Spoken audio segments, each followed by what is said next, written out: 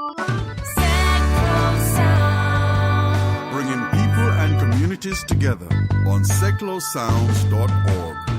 Your listening station.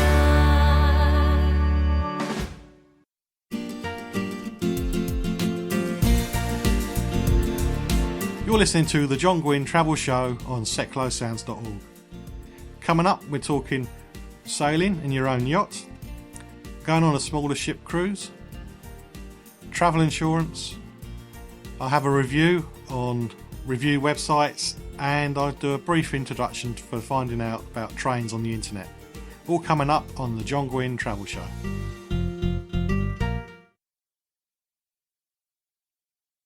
Hello dear listener, and welcome to the Guinn Travel Show on seclosounds.org.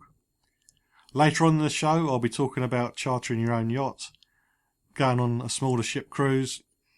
I'll be giving my review on review websites, and I'll also be talking about using the internet to research train holidays. But first, travel insurance. It's a necessary evil. People might see it as an expense they don't need when they go away on holiday. Perhaps they believe they're cheating the insurance company by not declaring everything. But if you do need to make a claim and you've not declared everything, then you're going to be in trouble. You do need it. You can't rely on countries looking after you. So I spoke to Louise Bates from Holiday Extras to find out more about travel insurance and what Holiday Extras insurance can offer the traveller. Right, Louise, why do we need travel insurance? Okay, so travel insurance is one of those things that you pay for but you might never use. So similar to sort of purchasing house insurance. Obviously the hope is that you're never going to need to use it, but it is a big risk. So it's really there to protect you primarily against medical conditions and expenses that you may have to pay for. And it costs thousands if you have to be repatriated, that kind of thing. But it covers so much more, just claiming money back in the event of having to cancel your holiday, or if you're unfortunate to be robbed whilst abroad, you can claim for personal possessions. And we even cover things like pet care for extra kennel or cattery costs if you're delayed on your return journey. Oh, extra cattery and kennel costs. Yeah. It's been handy for my brother because his flight got delayed a couple of weeks ago. Really? Yeah. It's little things that you never think about, eh? You don't, no. You mentioned about health and medical costs, but aren't there medical companies out there, like NHS and other countries, that would cover us anyway? Yeah, it's not always possible for like the British consulate to step in and help. And some countries do have an agreement with the UK, but it's only for basic treatment. So, as I mentioned, if repatriation is necessary, it's a significant cost, and it would need to be funded by the patient if they didn't have travel insurance. And an example is somebody who needed to fly home from, say, the Canary Islands. Mm-hmm. The cost is like a minimum of £15,000. So obviously, imagine if it was somebody going from Australia. So, yeah, they need travel insurance. You can't depend on just help from the foreign countries. It's not going to work. That's a lot of money, isn't it? It's a lot of money. Yeah. Not something everybody just has readily available. No. But aren't all travel insurance policies the same? No. I think like everything else in life, you get what you pay for. Our policies at Holiday Extras are grouped by sort of bronze, silver and gold. Mm-hmm. So the higher the premium should equal the better the cover and with less exclusions. So yeah, you get what you pay for. You mentioned exclusions. Why is there so much small print? Well, I suppose the travel insurance is kind of regarded as one of the most complex types of insurance you can buy. Things that you're already aware of before you travel can affect the price and the cover. So this needs to be brought to the customer's attention. So even things, for example, as relatives at home, you know, if there's a chance that you may need to come home because of somebody being sick, these things need to be told and declared. It's so important that you read the small print on an insurance policy. Make sure that you know exactly what is covered and what is not. There are exceptions and there's limits in every policy. And I think if you've not read it and then you go to make a claim, it's not going to make an iota of difference if you caught out. They're going to have expected you to read it. So yeah, it does look a little bit boring. It is all in small print, but I suppose that's because there's so much information they need to make you aware of. I believe sometimes water skiing and banana boat rides can be excluded. Is that true? Yeah, hazardous activities are generally excluded. So these are activities that you would usually require maybe some kind of training for or usually in the UK they could be regulated, but overseas we have no control on how the activities are run, whether they're insured privately, etc. So obviously it's worth checking if you're going to go and do something, do they have their own insurance to cover you, etc. If not, it's always possible to pay an additional premium for some activities to be covered. They probably would still usually exclude third-party liability, and any additional premiums are usually only charged to the person who's going to participate, so to avoid penalising every traveller. Okay. I saw once on telly that you might not be covered if you've been out drinking. Is that true? Well, I think it's sort of in the press very often at the moment with people doing silly things with drink. So obviously the Financial Ombudsman has made rulings in the past. It's reasonable for insurers to expect travellers to drink more than they usually would when on holiday. However, I suppose if you're going to expose yourself to needless danger due to drinking, then there's a likelihood that the insurance is going to decline the claim. So I suppose, for example, if you're going to get really drunk and walk along the edge of your balcony on the 10th floor, you're not going to be covered. I think it's about common sense. So I can still get a little bit squiffy then? Oh, yes. Oh, good. Just don't go climbing on balconies and being silly. No, I'll have trouble getting off the bench when I'm a little bit squiffy. I'm never going to be doing that. Isn't the claim paperwork designed to make the claim too much hassle? No, and I think we believe that if the customer has a genuine claim, it should be an easy process. I think in the past the paperwork could have been maybe a little bit long-winded, but there again, I suppose from the claim writer's point of view, they've maybe had a lot of people that have tried to do claims that haven't really been real claims. So they've got to kind of sift through the good and the bad. On all our policy confirmations, we include a link to an online claim service, and our underwriter operates a teleclaim service to make things straightforward using a paperless system. So, you know, going forward, they are trying to make life easy for everybody. Sometimes the excess can be per person claiming and not per claim. Is that fair? Well, with most policies, you can be given the option to purchase an excess waiver. So that means you wouldn't have an excess. But if this isn't purchased, then, yeah, excesses may apply per person on certain things. It depends what you're claiming on. Like for us, it's capped in the event of cancellation to like a one family fee. But obviously not all policies are the same, and more often than not, they are per person. But I think that's just because obviously it could be just one person that's claiming, etc. But yes, but for us, with cancellation, there is a capping on it to a one family fee to try and make it cheaper and easier. It's pretty good. Yeah. You're listening to the John Guinn Travel Show on seclosounds.org. The Drive Time Show with Nigel G every Monday to Friday from 4 to 6 p.m. online at seclosounds.org. The best mix of music and fun to wind down your day. Listen out for a slice of cheese, the rotten tomato, and remember the bees. Intrigued? Don't miss the Drive Time Show with Nigel G every Monday to Friday from 4 to 6 p.m. on seclosounds.org.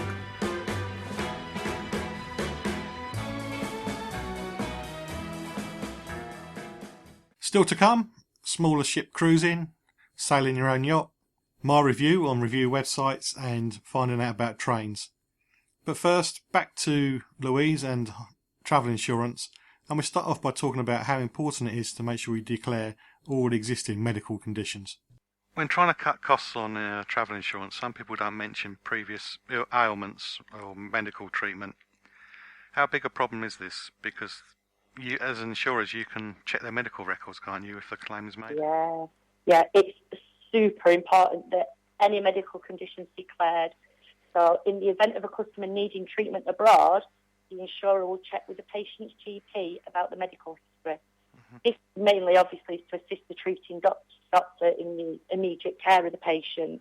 But if a customer's failed to declare the condition, the claim will be assessed accordingly, but could be declined if the treatment is related to a condition and they've not informed the insurer about it. So it's super important, because you hate to be in a situation that you've not mentioned anything, you go to make a claim, and then they've found out that, it was a pre-existing condition. You get nothing back. So it's super important. Do many people have unrealistic expectations about what cover's given? They just go for the cheapest policy and think they're going to get what they want. Yeah, I think most customers do tend to buy on price, and obviously it's the way of the world. But there's many stories in the press about what happens when you didn't have the cover you thought you had. The press are quick to report on all the bad stuff. Many of the free policies or cheaper policies that are given away with things like bank accounts, credit cards. Don't get me wrong, some of them are perfect and are fine, but a lot of them don't cover you for everything that you need. It comes back to reading the small print and sort of knowing what you need to be covered for. They most certainly won't cover pre-existing conditions. They always need to be declared. But some of the bank account and credit card ones don't cover cancellation or repatriation. So it's about doing a bit of homework. It looks good at the beginning, a free policy, etc., but it could cost you a lot more in the long run. It's worth checking. Yeah, I went to an animal sanctuary a couple of years ago, and my bank insisted that my insurance covered me for repatriation if I got attacked by a lion or a leopard. Really? I kept pushing and said, "Oh no, you're not." But if I'd taken the first answer, I could have been in trouble. Yeah. Really? Yeah, it's worth just double checking everything. Yeah, use a proper company. Yeah. Like holiday extras. Yeah, like holiday extras. Egypt is in the news a lot at the moment. A lot of people want to cancel their holiday because they're worried about the trouble over there, but they can't because of the advice from the Foreign Commonwealth Office. Yeah. But if somebody's nervous about how dangerous somewhere they perceive somewhere to be, why can't they just cancel? Well, I think insurance as well goes off the advice of the Foreign and Commonwealth Office. So, if people could just be changing their minds and thinking they don't want to go somewhere, we could have a lot of people cancelling, and obviously that's a lot of claims then going through. So we take the advice of the Commonwealth Office. So if they advise against travel to a particular area, if there's civil or political unrest, then obviously we would go with that, and then that's fine. But if you're travelling against any advice, then a claim would be invalid. I think kind of the best advice is to check with the agent, the operator, the airline, who you've booked with, because in most cases they'll be able to offer an alternative. Also, on a less cheerful note, robbery prevention should be carried out by the traveller. They're expected to take precautions about looking after their personal belongings, such as not leaving the stuff in a car unattended. How clear is this made in the paperwork that they should take reasonable steps?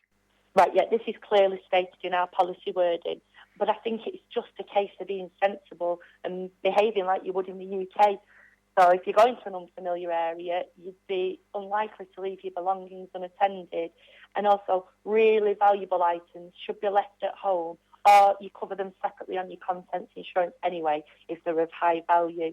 So it's just about common sense with that. But it is stated in the policy wording, it mentions it, it tells you what you are and what you aren't covered for. So again, it comes down to making sure that you do read it. As boring as the blurb looks, it's essential you read it. Do read it, right. Yeah. Not every policy covers financial failure of a travel company. With more and more people booking travel themselves DIY and from various sources, is there an insurance policy that would protect somebody in the same way a packaged holiday would? Yeah, we have what's called end supplier failure included in our standard policies. So basically, we will pay up to the amount shown in the summary of cover in total for costs you incur as a result of the airline or any unbonded elements of the booking failing. So, yeah, where the travel agents who provide the package holidays provide a cover if then companies fail, you've got this end supplier failure to cover for anything that you've packaged up yourself. I should check that then, because I'm always packaging my own. Oh, really? So, yeah, really useful. What's an act of God, and is it fair that an atheist can't claim Well, it's an act of God? To be honest with you, the phrase act of God has now been phased out. Okay. Mainly because of that reason. It wasn't really kind of politically correct, I suppose. So these days, something like that is described as a natural catastrophe or disaster, to kind of get around it. Okay, natural. Okay, I'll remember that one next time. Yeah. The thing is, I can spell God, I can't spell natural. Never mind. What should people look out for when buying travel insurance? Do you have any top tips? Yeah, okay, so there's a few things. I think one of the main things that people don't realise is that make sure that the cancellation cover on the policy covers the amount of the holiday cost. You know, if your holiday was £500 and your cancellation covers only 200, you'll only get the 200 back. So, for example, you must make sure that it covers a higher amount. Also, like we've mentioned, if it's pre-existing medical conditions, make sure you look out for a policy that's designed for this. Holiday Extras do one that's called Latitude, and it's specifically for pre-existing medical conditions. It's a good example. And then finally, if you do more than one holiday a year, purchase annual multi-trip policies. They represent excellent value for money. Yeah, that's what I should have done. I wasn't expecting to go around so quickly. But never mind. Yeah, I think that's what happens. People don't really, go off your budget. You think you can only do one holiday a year, but then, if you're fortunate enough to have a few more, you'll wish you'd got an annual one and you'd have saved money on your insurance. Things are roundabout. Yeah, well, I'll get an annual insurance cover now and I won't go away again for 2 years. Yeah. The thing is, I do find that the annual policies are pretty good value, actually. If you're doing Europe, obviously if you're going to look at worldwide ones as well, then they're a little bit more expensive, but European annual ones are quite competitive now. So. How does Holiday Extras cover benefit their clients? Right, well, all Holiday Extras products are specially designed to be fit for purpose. We kind of, big ourselves up on the fact that we offer bespoke policies, which we believe cover all customers' needs. So, for example, we have a policy that's just for coach holidays. It has no age loadings, and obviously for medical screening, there is none for the UK holidays. We also offer a cruise policy, which provides better levels of cover, higher cancellation limits, and there's loads of added benefits such as missed port departure. So this means it will pay up to a certain amount to ensure you can join the cruise at the next port of departure if you've missed the first one due to bad weather, public transport not running on time, or your vehicle breaking down. We also offer cabin confinement. So you're poorly, your doctor confines you to a cabin. It's approximately £25 a day that we'll pay. And finally, things like if you've pre-booked excursions on your cruise, and you've missed an excursion due to illness, or the ship can't stop there due to bad weather, there's also payment for that. And then lastly, obviously I've mentioned before, is Latitude, which is designed, priced for people with medical conditions. We cover most conditions and cover up to the age of 89. So we kind of feel we've covered all areas, as well as just doing your bog standard policy, your winter sport, etc. So yeah, and your annual. How can the listeners get your cover? Okay, so you can visit any one of the appointed representatives, which are travel agents, or they can visit our website, which is www.holidayextras.com. You can contact us or just keep up to date with travel news at facebook.com/John Guinn Travel Show. The Lisa B Show, every Tuesday, 12 to 2 p.m. Chat, music, feeding your soul, raising your vibrations. Tune into www.seclosounds.org. I've been to the Caribbean now so many times that I've lost count. I'm not showing off, it's just that when you're there you get to see lots of little ships and boats and yachts. And you see the yachts sailing around the islands and you think, that looks great, that's the life for me, I'd really like to do that. But I've always been a bit scared, thinking it's too complicated, it's beyond me, maybe even too dangerous.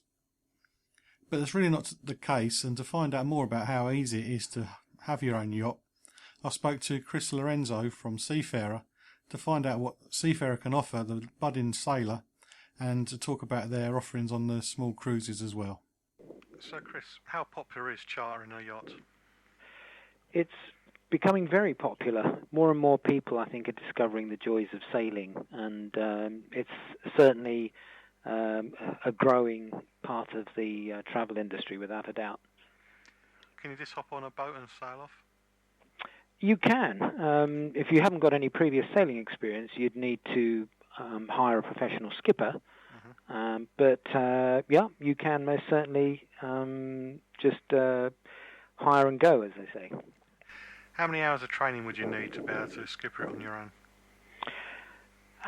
I'd say that realistically, you need to do a bit of swatting, a bit of reading at home, maybe on some of the theory stuff, navigation, and then you'd probably need a week five days of intensive training, but usually in a holiday environment it's done over a week to prepare you to be able to sail a yacht safely. Usually within what we call a flotilla environment, where you're sailing your own yacht but in the company of others and a lead yacht and crew who are there to advise and assist if you need help. So if somebody's looking for a course, they should really look for something with a flotilla type training. Well, the idea is you can do the course in the UK, you can do the course abroad, but as your first outing, once you've qualified, a flotilla holiday is highly advisable because you're not completely on your own. And as you build your confidence, there's support there to call on. Okay. In terms of cost, does having a skipper make it much more expensive? It is an additional cost. I mean, typically a skipper will be something like £120 a day.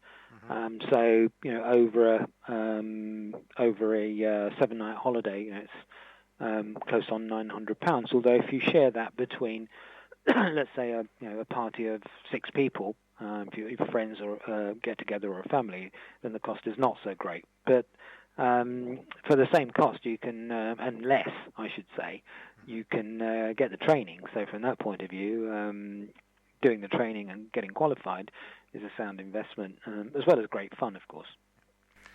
For somebody who's inexperienced, is it better to sail a catamaran or a monohull? I think the experience doesn't really come into it. It's down to preference. Certainly people who are less confident on boats tend to favour catamarans because they consider them more stable. They're not more stable. They just look more stable, perhaps feel more stable, that they don't lean over with the wind and so on. But in extreme conditions, actually a monohull is safer.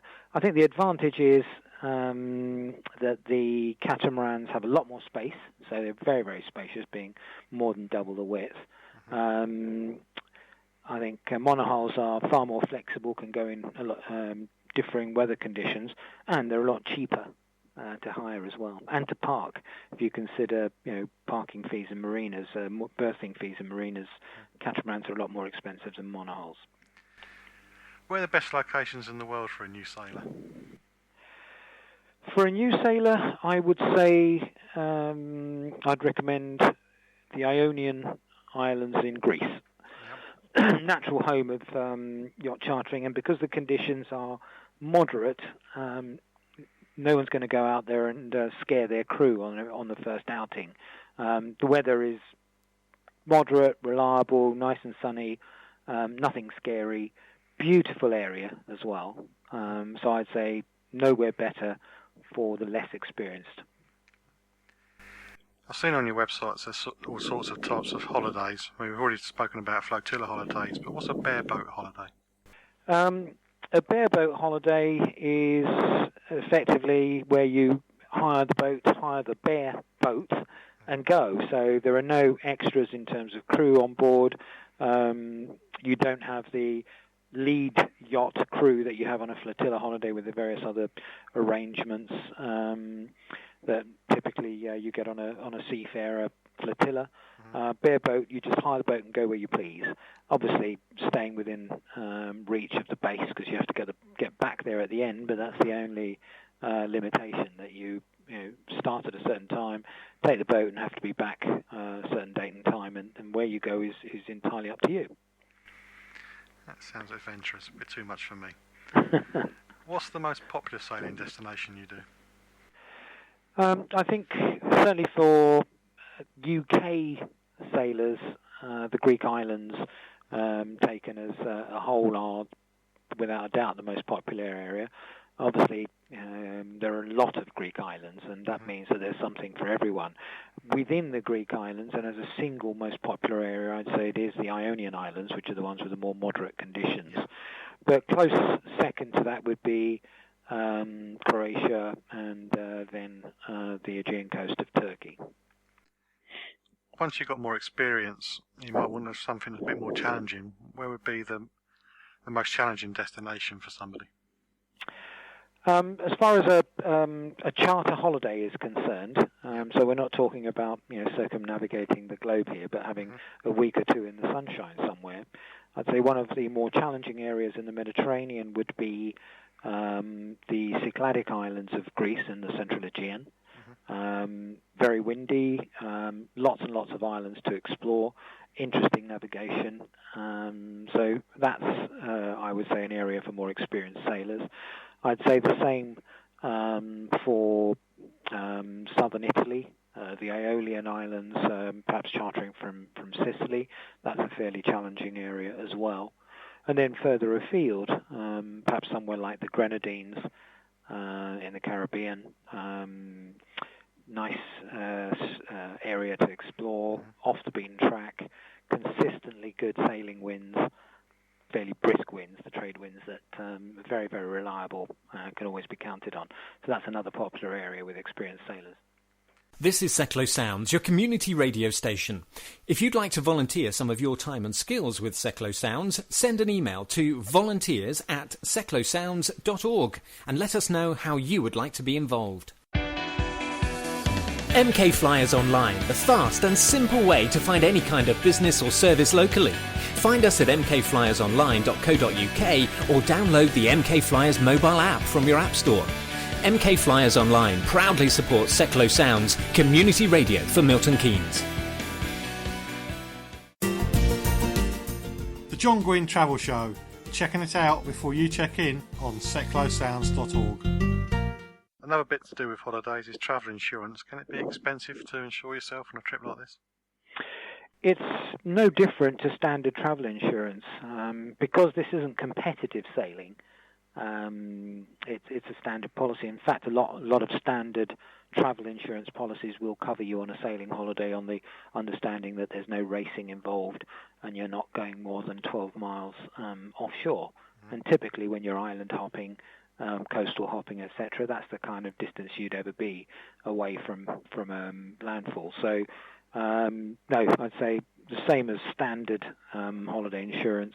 There are specialist policies out there as well, which are very, very slightly more, but we're talking about a couple of pounds difference for some of the sailing specialist policies. There is also a security deposit when you hire a yacht, but that's almost identical to the sort of security deposit and collision damage waiver that you pay when you hire a car. So there's no difference there. What would happen if you had an emergency? In the charter areas, firstly, I have to say that emergencies are very, very rare. But in the holiday charter areas, there's very good support. One has a VHF radio on their yacht with all the emergency communication being part of one's training in terms of what one would need to do to contact the Coast Guard and so on. One has a mobile phone, so if for whatever reason the radio is knocked out of action, the aerial goes down or something like that, you're always 99% of the time within mobile phone range, and emergency services are accessible. And the setup in all these areas in terms of getting fast boats out for assistance is very good. Do you ever get asked about pirates? In the more exotic destinations, places like the Far East, sailing out of Thailand, or perhaps some areas of the Caribbean or in the Seychelles, which are all areas that Seafarer covers, we do get asked that question. And I have to say there have been no incidents whatsoever in any of those areas, certainly in our experience. You do get independent private owners who venture off the beaten track or close to places like the coast of Somalia when they're doing a long round the world voyage. They're similarly in certain places in the Far East that have fallen victim to piracy, but I'd say in the holiday areas, again, the authorities are well on top of anything like that. We have had absolutely no reported incidents in all the years that we've been trading, and that's since 1995. So not an issue in the holiday areas at all. If you was to go off on a sailing holiday now, where would be your ideal location? Surprisingly, Surprisingly, yeah. I'm a great fan of the Eastern Mediterranean in general, and I think the combination of let's say the Greek islands and Turkey, and on the eastern Aegean islands of Greece, you're just off the Turkish coast. I think that has a certain magic that you won't find anywhere else. It's just that mixture of great weather, really interesting culture, friendly people, lots and lots of history as well, if you're interested in that. And it's all within easy reach, lots of islands, lots of little harbours, lots of delightful little places to discover. And I don't think there's anywhere else quite like it in the world. And if you kind of manage to mix and match Greece and Turkey by hopping across, and that is possible on charter holidays these days, it adds that little bit of extra adventure of crossing an international border and, in fact, crossing between Europe and Asia Minor. So, yeah, that's I'd say my first choice. How can Seafarer help those who are looking for a sailing holiday? Well, we have an extensive range of product. We're an independent company, so we are a smaller company. That means we offer a more personal service, and all our team, whether it's some of our lead yacht crews who work on flotilla holidays out in the Med and in the BVI in the Caribbean, British Virgin Islands, or whether it's the team here in the office of consultants, they're all very experienced people, very knowledgeable. So we offer, I think, really sound advice. And being a smaller independent company, I think we can attend to quality control and personal service better than the very large companies. And it also means that our prices can stay competitive. So I think on all those counts, Seafarer is a really good choice. You can contact us or just keep up to date with travel news at facebook.com/John Guinn Travel Show.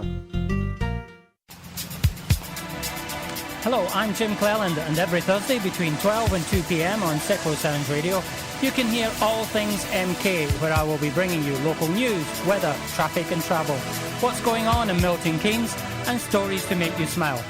I will be raising the profile of different communities in our area and how you can get involved, presenting you with a music triple teaser, spotlighting local businesses and playing lots of music.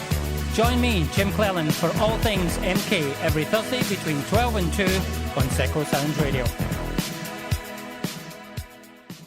Moving on from sailing and onto cruising now. I had a trip on a massive cruise ship, one of the first sailings, and it's put me off for life. A long story which I won't go into. But there are much smaller and more intimate cruise ships around. What's the range of sizes and types available? There is a great choice these days. Seafarer specialises in yacht cruises, and of course the term yacht is used by various operators in various ways, and you get large ships of 800 people capacity, 800 passenger capacity, which they describe as a yacht. And I'd say, possibly that's stretching it a bit. We have scheduled departures on what we call mega yachts, which have just 20, 25 cabins. So let's say something like 35, 40, maximum 50 passengers on board. It gives the feeling of being on, a millionaire's private yacht without the price tag. Of course, it's not private because you're sharing it with other clients, but you'd almost feel like being on a guest on one of those beautiful private yachts that you see either in the Greek Isles or in the south of France, etc., moored offshore. And I think that's a far more intimate cruising experience. It's informal, relaxing, very friendly. But there's another really important element to it, and that is that you manage to get into places that the big ships can't go. You discover these little out-of-the-way places which don't have the capacity to berth a huge ship. I think clients choose that sort of product for that very reason. They are also, I'd say, quite sensitive to the environmental impact, and obviously a passenger vessel with just 50 people on board has a much smaller carbon footprint, and in general has a very different effect when it visits let's say a small island community compared to a very large cruise ship which lands 3,500 passengers in one go. There are also different kinds of vessels, for example, sailing ships, tall ships, capacity of between 140 and over 200 passengers. It's still a small ship, and the whole romance of sail aspect, I think, is a great draw for a lot of people. That magical moment when they switch off the engines and the ship's travelling under sail alone is something that you can't replicate on a big cruise ship, obviously. And that is run in a similar way, informal, friendly, and they can still get into the smaller ports that the big ships can't go. I was in Antigua in November and I saw a tall ship come in because the yacht show was on. And it does look very spectacular. And I think, yeah, that's the way to travel. Yeah, they do look great. And for those that feel a little bit more, they're very nice on board as well, of course, with a traditional build with natural wood and brass everywhere and so on. It looks really super. But the more adventurous ones can actually climb up into the crow's nest. They have to wear all the safety harnesses and it's all closely supervised. But getting up there into the rigging is an experience that many people try and never forget. It's really great. When these smaller ships are sailing between destinations, is there much on board for them people to do? Actually, no, because the sailing between destinations isn't what it's about. I mean, big cruise ships are all about life on board, and you can go ice skating, rock climbing, go riding waves in a pool and all sorts of weird and wonderful things, and go gambling and so on.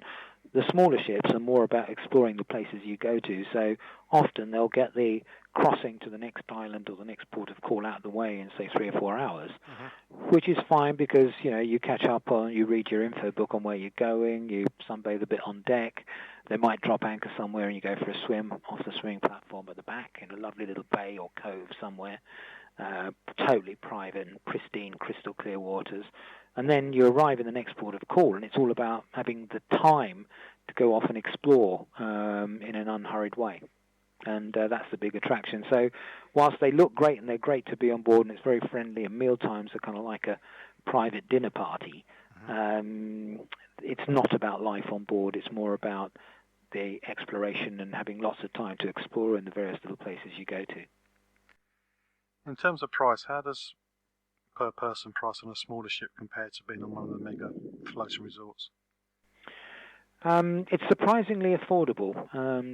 Seafarer market a particular small ship, what we call a mega yacht cruise product called Variety Cruises, and it's actually a world leader.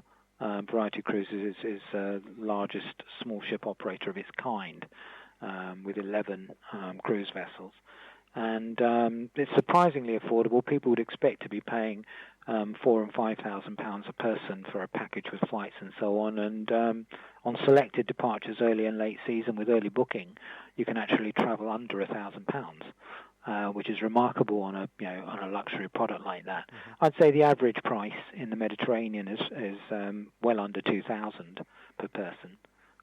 Some of the long-haul destinations like Panama Canal or the Seychelles or the rivers of West Africa, which is another unusual one, are a little bit more, but still surprisingly affordable. And I'd say it's on a par with the slightly higher category large cruise ships. So you're not really paying that much of a premium at all, if at all. Are these smaller cruises more adult-orientated or are they family-friendly? I'd say they are more adult-orientated. They tend to attract couples a lot, but families often choose them if they've got slightly older children. I'd say under 8 or 9, I wouldn't recommend them at all.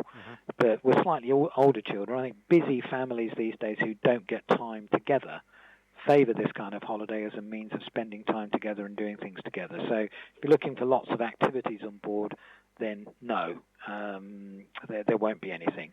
If they're looking for the opportunity to go and do things together and just have that time, which, because everybody's so busy they don't get back home, then I'd say they're really great for families. What itineraries do you offer when it comes to cruising? There's heaps of choice. There's plenty of choice in the Mediterranean with the Turkish coast, the Greek islands, the Adriatic combination of the Croatian islands, but also Greece, Montenegro and Croatia all combined together. South Italy and Malta, combined with the Aeolian Islands, is another great area to cruise on this kind of vessel. And then further afield, the Seychelles, the Caribbean, also Panama Canal, Costa Rica, and Colombia is a really unusual one. I think I mentioned a really unusual one is the rivers of West Africa, which explores the Gambia River. Some of these vessels are ideal for private charters. So if, let's say, one has a big celebration, wants to take extended family or friends away, they can be chartered for as few as 40 guests, and you can charter the entire vessel for your celebration for a week or for less on some instances. And that's quite a unique experience. And it's the sort of number, and there are slightly smaller vessels as well, but it's the sort of number for extended family celebrations that does actually work. 40, 50, that sort of number. But I'd say as a celebratory cruise, something like an anniversary or whatever, one of my favourite areas would be the Seychelles. And that's one I'd recommend. I'd say it's one of those places that everybody should visit if they get the opportunity. Yeah, that is also on my list. I've got such a long list of things to go to. Haven't we all? Mm. Can the listeners find out more about Seafarer and your holidays? Best thing is to look at our website where all the information is available. There's two actually. There's seafarersailing.co.uk and there's also seafarercruises.co.uk, and I think that would be the best place to start thinking about either yacht cruises or sailing. You're listening to the John Guinn Travel Show on seclosounds.org. Classics from scratch. Discover classical music with me, Catherine Rose. I'll be joined by special guests from the musical world and a visit from Lady Effingham, who has a lot to say about the classical music scene. I'll be live here every Thursday with a mixture of the familiar and the new. Join me on Classics from Scratch on Thursdays at 2, online at seclosounds.org. When I did my series on using the internet to research your holiday and travel, I listed a load of review websites. I'm now going to go through them again in a bit more detail. Of course, using websites such as TripAdvisor, you can pick out some top destinations and what they have to offer before you book. If they're used properly, you can also use them to avoid locations with poor facilities and bad reputations. Of course, the most common one is TripAdvisor. However, there are loads of others which I did list, and some are easier to use than others. The secret of using these websites is to read why somebody has given their review and see if that would cause you problems or not. A couple on a honeymoon may not enjoy spending 2 weeks at a family-based hotel, and would you and your family like spending time in a hotel given 5 out of 5 by a teenager on his first holiday without his parents? Also, please be aware that some hotels may be giving their own reviews, so try to get as many opinions as possible and use as many websites before making up your mind. Of course, the main one, tripadvisor.co.uk.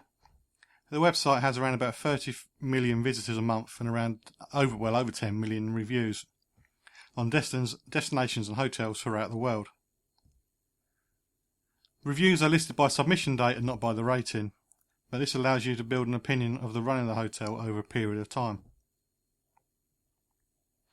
The next one is www.holidays-uncovered.co.uk. This is a UK-based holiday review website. It claims to have over 100,000 holiday reviews on destinations and hotels throughout the world. Sometimes this site doesn't work as well as it should, and it may require some patience on your part before you finally find the reviews you're looking for. Just like TripAdvisor, the reviews are listed in date order, with the most recent one first.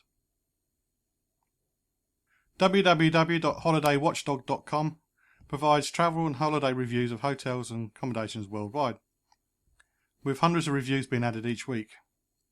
Holiday Watchdog remains one of the best sources of fresh travel content in the United Kingdom. Not always up to date with the less popular destinations, and it is actually part of TripAdvisor. www.hotelchatter.com. Everything related to hotels and lodgings around the world. This includes reviews, where celebrities are staying, holiday industry news, tips of booking online, and the hotels you should stay away from, and more. It doesn't have a comprehensive database of reviews. Another website with limited reviews but may still be useful is www.hotelshark.com. It does claim to have a better class of review than as those that are excessively negative or positive are ignored. It can come in handy if you're having trouble finding enough reviews for a hotel using other sources. www.holiday-truth.com. Not a very friendly website to use. You have to pick locations and then scroll through in alphabetical order. Sometimes you can get away with this by using the search or find function of your web browser to find the hotel of interest. Usually it's Control F and then put in the word you're looking for and then click Find Next. www.realholidayreports.com. It's another UK based site. It does appear to be a link farm for affiliate links for travel companies more than a review website. It does have a clumsy search facility. Possibly some of the reviews are too old to be useful, but you never know what you might find on there. And finally, the Review Centre, which is www.reviewcentre.com. This website has reviews on just about any consumer item you can think of. It has a limited database, but it's probably more up to date than Holiday Truth and Real Holiday Reports, and it is also UK based. So when you're checking the reviews, don't just go through the marks out of 5 or marks out of 10. Read the reviews, see if they're relevant to you, and don't forget to check the reviews for the period you're planning to travel to see if there's any seasonal problems. You're listening to the John Guinn Travel Show on seclosounds.org. Trains are often overlooked as a mode of transport for travelling and holidays. Of course, Murder on the Orient Express might be a little bit too much excitement for you, and they could be seen as slow and old-fashioned, but this mode of transport is making a comeback. One of the reasons for the comeback is people are more and more concerned about their environmental carbon footprint when they travel, and trains are better on the environment than planes. Sometimes it can be cheaper too. The internet has made it much easier to research train journeys anywhere in the world. In most cases, the websites have an English option as well. But if you can't see an option for an English language version, possibly a button marked EN or with the Union Jack, possibly the Stars and Stripes, try adding /EN at the end of the home page URL, and you never know, that might just do it. Of course, there's always Google Translate to translate the website as best as it can for you too. When using websites that are based in another country, you may find that you may not recognise place names as they will be spelt in the local language. So ensure that you have all the various spellings to hand of the destinations you want to go to. Prices have probably also been the local currency, so you should have a currency converter handy too. And when you're searching for trains, you may find that some websites cover the national rail network, while others only cover specialist lines, such as Eurostar. The basic search method, once you're on the website, is similar to searching for flights. All you have to do is enter your departure and arrival stations, dates and times. Unlike flights, you're probably going to get plenty of options before and after your desired departure time too. Things to look out for are available train lines. Is the train a local one? It stops at all the stations along the route, or an intercity one. The number of stops, the services on board, the approximate travel time, and the classes of travel. You will also need to check if the tickets are going to be posted to you, if it's an e-ticket, or if you have to collect from the departure station. Just like flights, there are various different classes of travel, so make sure you sit in the correct compartment. There are also fare rules, just like flight ticket rules as well. Some tickets can only use at certain times of the day. If you travel in the wrong class at the wrong time, you'll get a fixed penalty fine. And also check the local requirements for the tickets. Like in Italy, you have to get the ticket verified before you go on the train. If you don't, you'll get a big fine. Some trains are overnight, and have an extra class of travel called a sleeper. The sleeper could be a fold-down bunk in a normal compartment, or there could be a section in the train just for beds. See, I so rarely talk about trains, I keep getting it mistaken with planes. These sleeper compartments may offer washing facilities and lockable doors, and if they don't, the beds are larger and offer more privacy than the drop-down bunks. Rail passes can help to make ticketing simpler, as you can put on most or all of your trip onto one ticket. A Eurail pass, for example, over a set period, can provide unlimited travel in a country, a region, which is 2 countries, a section, 3, 4 or 5 countries, and a global pass will allow you to travel in all 23 member countries. As with buying flights, you should read the terms and conditions of sale before booking your pass. Don't forget to price up your planned journeys using normal tickets as well. Sometimes tickets that are off the pass can actually be cheaper. To find train schedules online, just search for your destination country, region or city, and the phrase train. You'll find that most countries have a national rail network of some kind, or there are companies that specialise in providing all the booking information you need on one website. As I mentioned, there could be websites for each country or region in the country, but there are more general websites too. I'm going to go through one or two now. There's Rick Steves Eurorail passes, which is www.ricksteves, and that's spelled steves.com. Then it's /rail, and it's /rail_menu.htm. It's an American website, so the booking options may not be much use to you. However, it's a great source of information on rail travel across Europe and the various types of tickets that are available. If you're not sure what you need, visit this site and it'll help you plan. It also has a really useful summary of what countries or where in a country you should explore if you have a limited time. Interrail at interrailnet.com. Interrail passes allow you to travel in 29 European countries and Morocco. This massive area is divided into 8 zones, and these passes can be used for 1, 2 or all the zones. They are valid for 16, 22 days or a month, and there may be supplements if you're going to go on some intercity or high speed routes. Eurodomino Pass, which is found at www.europeanrailguide.com/railpasses/eurodomino_pass.html. Don't worry, all these websites will be on facebook.com/John Guinn Travel Show. This is another type of rail pass. It's for use when travelling in one country and is valid between 3 and 8 days, which can be spread over a month. There are trains on which supplements have to be paid, and the website has information on various rail passes. www.raileurope.co.uk. Rail Europe is the UK arm of SNCF, and this website is useful for planning trips major city to major city across Europe. It also offers some local journeys in Europe too, such as rail passes. Probably the best source online for finding out about rail is The Man in Seat 61, which is www.seat61.com. This website was put together by a former British Rail station manager. It aims to help travellers who want to travel by train or by ferry, but don't know how to go about it. It only supplies information, you can't book tickets. To book, you have to follow the links to commercial websites. Some people may find all the information on one page overwhelming, but the text is quite small and you may need to adjust your web browser font size to be able to read it comfortably. Of course, as well as the overland train lines, you can also find out about the city's metro, subway or underground systems too, just in the same way.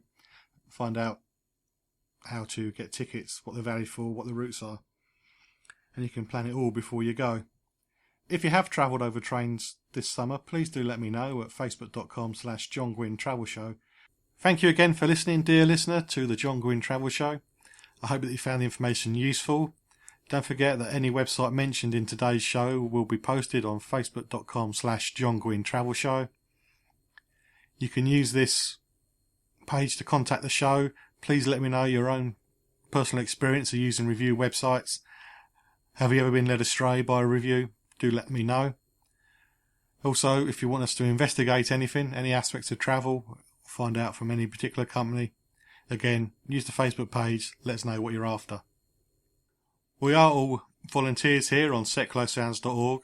And if you feel that you would like to get involved, don't forget you can contact us via seclosounds.org. If you have an idea for a show, whether you want to be a presenter, whether you want to help in any other way, just please do make contact. We're always looking for volunteers. And don't forget to join me next Monday, 12 o'clock on seclosounds.org for the John Guinn Travel Show.